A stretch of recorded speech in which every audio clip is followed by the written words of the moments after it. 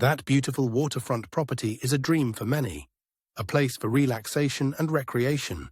But that green carpet on the water is a direct threat, proven to lower your property's value. Worse, these invasive plants create stagnant water, turning your oasis into a mosquito breeding ground. They choke swimming areas, tangle boat propellers, and make fishing impossible, stealing your enjoyment. Here we'll expose the invisible damage, find the root causes, and show you how to reclaim your water. The problem is bigger than your property line. So what is actually happening below the surface? As these dense weed mats die and decompose, the process consumes massive amounts of dissolved oxygen.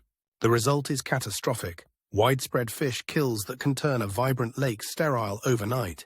Even for fish that survive, the weeds destroy their food sources and restrict movement, disrupting the food web. It is vital to know that not all aquatic plants are bad. Native plants are engineers of a healthy water body. We've seen the devastating effects. But what is the fuel for this explosive, damaging growth? The answer is often in our own backyards. Excess phosphorus and nitrogen act like steroids for aquatic weeds. This isn't just industrial pollution. It's from lawn fertilizers, farm runoff, and even pet waste washing in.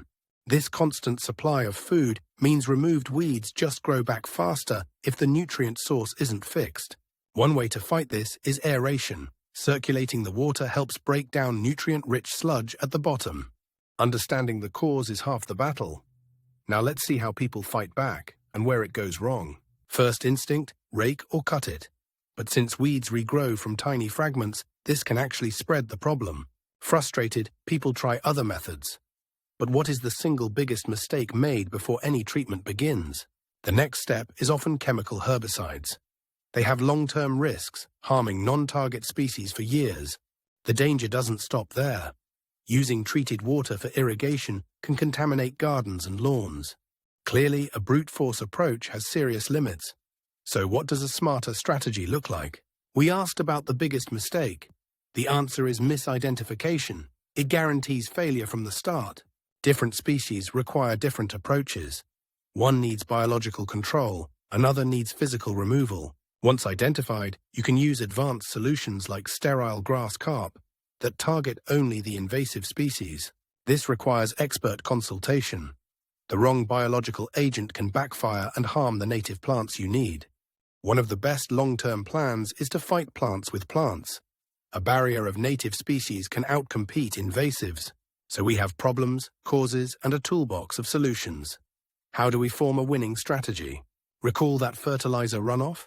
Only treating weeds without stopping their food supply is a costly, endless treadmill. This leads to the most powerful principle. Prevention and early detection are everything. It is always cheaper. Catching an infestation early means you can avoid those risky chemical treatments we saw earlier.